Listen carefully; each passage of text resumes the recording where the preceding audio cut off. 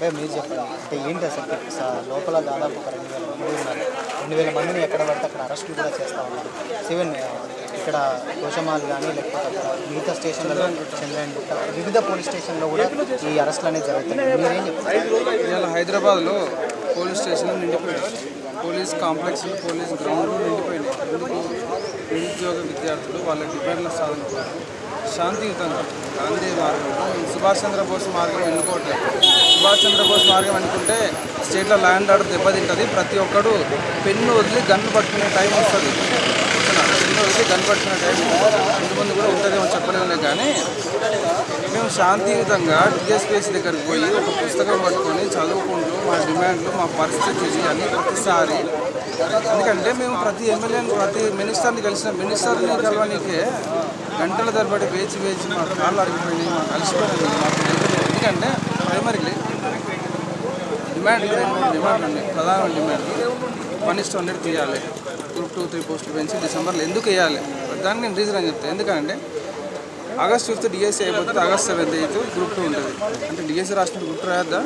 దాని ఇంటర్ప్రిటేషన్ అదే కదా. అసలు గవర్నమెంట్ ఇచ్చేదే కొన్ని జాబులు. అంటే డిఎస్సీ రాసినోడు గ్రూప్ 2 రాయనికే నీకు చదువుకునే అవకాశం కూడా నువ్వు ఎగ్జామ్ డైరెక్ట్ సిలబస్ చూసి ఎగ్జామ్ రాయాలా? ఏంది కాన్సెప్ట్ ఏంది? తర్వాత డిఎస్సీ వాళ్ళు మొన్న టెట్ రాశారు, టెట్ అయిపోయింది, మళ్ళీ వెంటనే 1 మంత్లో వాళ్ళే అడుగుతున్నారు డిఎస్సీ మాకు పోస్ట్ పోన్ కావాలని. పోస్టులు పెంచడం మీ వల్ల కాదు, పోస్టులు పెంచడం తర్వాత సంగతి. కనీసం పోస్ట్ పోన్ ఎందుకు అడుగుతున్నారు? చదువుకొని రాయనికే 1 మంత్లో టెట్ అయిపోయి డిఎస్సీ అయిపోగొట్టుకునే ఇంత ఫాస్ట్ డేట్లు ఇచ్చి, ఇంకొకటి డేట్లు బంగూరు వెంకట్ గారు ఎవరినైతే డేట్లు ఇచ్చిండు, కనీసం అశోక్ నగర్కి ఒకసారి విజయోత్సవ ర్యాలీ అని అప్పుడు ఎప్పుడూ అయిపోయింది. ఇదే భుజాల మీద నేను కూడా మోసిన అయిపోయింది. వచ్చిన తర్వాత మరి కనీసం మీకు ఏం కావాలి? ఎవరిని అడుగుతున్నావు? ఎవరి దగ్గర డీటెయిల్స్ తీసుకుంటున్నావు? ఎవరి ఇన్ఫర్మేషన్ తీసుకొని ఎవరు అశోక్ సార్ ఎవరు నాకు అర్థం కాదు. ఎవరు అశోక్? నిరుద్యోగుల పక్షాన పోరాడుతున్నారని చెప్పేసి నిరుద్యోగుల పక్షాన పోరాడుతారు. కరెక్ట్, అందరూ పోరాడతారు. మోడీ సార్ పోరాడండి, అందరు పోరాడండి. డేట్లు ఆయన ఇస్తే నువ్వు తీసుకునేది డేట్లు ఆయన ఇచ్చిండు. అవును, ఈ ఫీజిబుల్ డేట్లు కావు, పిల్లలకి ఇబ్బంది అవుతుందని. మహేందర్ రెడ్డికి దిమాక్ లేదా? ఒక ఎక్స్ ఐపీఎస్, ఒక ఎక్స్ డీజీపీ, ఆయనకు దిమాగ్ పనిచేయదా? అంటే కమిషన్ మెంబర్లు సార్ ఇది ఫీజిబుల్ కాదని చెప్పలేరా వాళ్ళు? ఇంతసేపు ఆయన మీద తోసేయడం ఏంది? ఆయన చెప్తే మీరు తీసుకుంటారు. ఇంత యూజ్లెస్ కాన్సెప్ట్ ఇది, యూజ్లెస్ టాకింగ్ ఇది, నాకు అర్థం కాదు. ఈరోజు మమ్మల్ని ఎట్లయితే నిర్వర్తించారో ఇది చాలా దారుణం. మమ్మల్ని ఈడ్చుకొని పోయారు.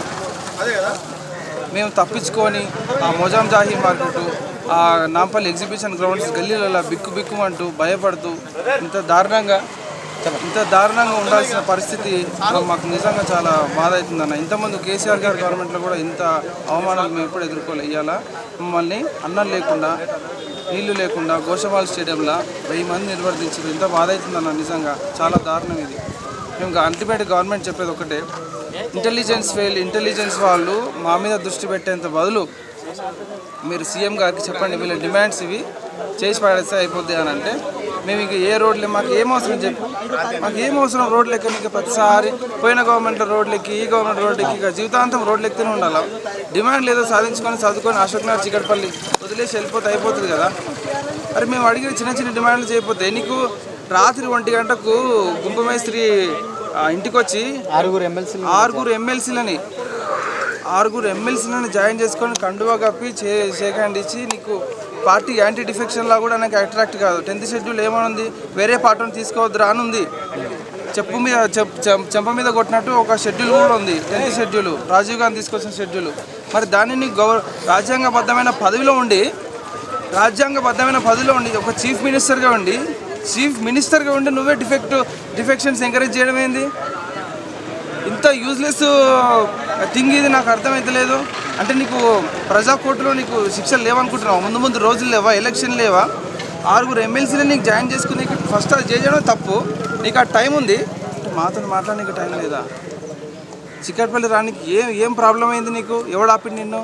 ఇదే రాహుల్ గాంధీ పెద్ద कैंपेनिंग लागा पेद्द शोपुटप लागा वच्चिंडु फोटोలు తీసుకున్నాడు मैं यहाँ करता हूँ और 2 लाख तेरे को दे देता हूँ तेरे को जॉब दे देता हूँ इस अनएम्प्लॉयमेंट में इस सरकार ने आपको धोखा दे दिया అంటే మరి నువ్వు కూడా ఇదే ధోకా ఇస్తున్నావుగా సో అంతిమంగా మీరు అంటే ఏంటి నిరుద్యోగుల పక్షాన మీరు ఏం చెప్తారు ఇయాల వదిలేది లేదు గుంపు మేస్త్రి కానీ ఎవరైనా పర్లేదు, ఎవరు సీఎం అయినా పర్లేదు, ఎవరు మినిస్టర్ అయినా మాకు వీ డోంట్ కేర్. గవర్నమెంట్తో మాకు పని ఉంది. ఇవాళ మేము ఢిల్లీకి పోతాము, వాయనాడు పోతాము, రాహుల్ గాంధీని అడుగుతాము, ప్రియాంక గాంధీని అడగబోతున్నాము. అమ్మ మీరు ఇచ్చిన జాబ్, మీరు ఇచ్చిన సరూర్ నగర్ డిక్లరేషన్ ఏమైంది? గంగలు కలిసిందా, మూసీ నదిలో కలిసిందా, కృష్ణాలో కలిసిందా, గోదావరిలో కలిసిందా? ఎందుకు మా కాడికి ఎందుకు రారు? ఇంత రిపీటెడ్గా time and again we been asking the government and ministers we been neglected. What is this? We have been thrown away today. We have been dragged on the roads and we have been shut down in the Goshamal Stadium. What is this? You are trying to kill us?